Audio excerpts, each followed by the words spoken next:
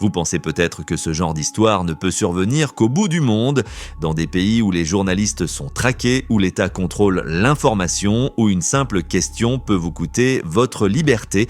Et pourtant, cette affaire se déroule ici, en Europe, entre la France et l'Italie.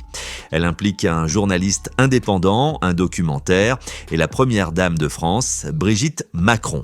Le journaliste s'appelle Xavier Poussard. Il n'apparaît pas à la télévision, il ne cherche pas la lumière, mais depuis plusieurs années, il enquête discrètement, méthodiquement.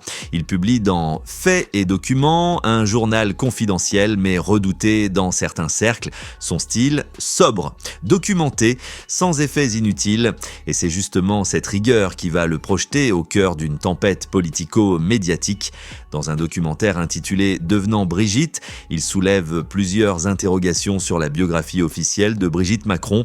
Pas d'accusation directe, pas d'insultes, juste une série de recoupements, d'archives publiques, de faits vérifiables. Il met en évidence des incohérences troublantes, des dates qui ne concordent pas, des zones d'ombre dans le récit officiel et surtout cette rumeur persistante, relayée depuis des années sur Internet, selon laquelle Brigitte Macron ne serait pas née femme. Le documentaire ne tranche pas, il n'affirme rien, il montre, il questionne et surtout il laisse chacun libre de se faire une opinion. Mais ce simple fait, poser des questions, va déclencher une réaction d'une violence que peu auraient imaginé. Quelques jours après la mise en ligne du documentaire, Xavier Poussard quitte la France. Il affirme être visé par des procédures judiciaires, subir des pressions et apprendre que la police italienne aurait été sollicitée par les autorités françaises pour intervenir contre lui. Oui, la police d'un autre pays contre un journaliste pour un film documentaire. Face à cette escalade, il entre dans la clandestinité, il se cache, il interrompt ses publications, il disparaît de l'espace public, non pas parce qu'il aurait commis un crime, mais parce qu'il a diffusé une enquête. Alors une question s'impose. Depuis quand un travail journalistique, aussi dérangeant soit-il, justifie-t-il une répression transfrontalière? Où est le droit de réponse? Où est le débat public? Où est la démocratie quand un journaliste est poursuivi pour avoir interrogé la version officielle d'une figure publique? Pendant que Xavier Poussard tente d'échapper à une arrestation, un autre phénomène s'enclenche, silencieusement mais puissamment. Plus les autorités tentent d'étouffer l'affaire, plus le documentaire devient viral. C'est ce qu'on appelle l'effet Streisand. À force de vouloir faire disparaître une information, on en amplifie la portée. Des extraits de Becoming Brigitte circulent sur les réseaux sociaux, des personnalités en ligne les relaient, des journalistes étrangers s'y intéressent. Aux États-Unis, au Canada, en Europe de l'Est, une même interrogation revient. Pourquoi une telle panique autour d'un simple documentaire? Car si tout cela est faux ou farfelu, pourquoi ne pas simplement l'ignorer?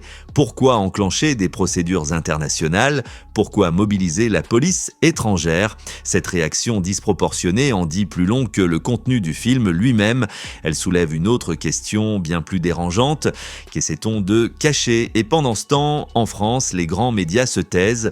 Aucun reportage, aucun débat, aucun article d'enquête. Silence total, comme si l'affaire n'existait pas, comme si un journaliste ne vivait pas en cavale pour avoir osé interroger le récit officiel. Pourquoi ce silence? Parce que Brigitte Macron n'est pas une personnalité comme les autres.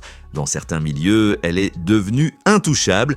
Toute remise en question est perçue non comme une démarche journalistique, mais comme une attaque personnelle.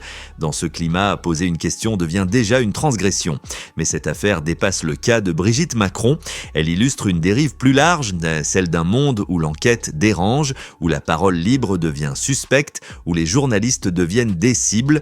Aux États-Unis, certains documentaires sont censurés. En Europe, des lanceurs d'alerte sont poursuivis. Partout, ceux qui dérangent l'ordre établi sont discrédités, menacés, isolés. Pendant ce temps, l'attention collective est détournée vers des polémiques futiles et les vraies questions, elles, disparaissent. Ce qui arrive à Xavier Poussard n'est pas un accident, c'est peut-être le signe d'un nouveau modèle, un modèle où le pouvoir ne débat plus, il efface. Où la critique n'est plus une liberté, mais une faute, et où le silence des médias devient une forme de complicité. Alors non, vous ne rêvez pas. Oui, Brigitte Macron est accusée d'avoir sollicité la police étrangère contre un journaliste. Oui, un documentaire a été visé pour avoir exposé des documents publics. Oui, les grands médias ont choisi de détourner les yeux.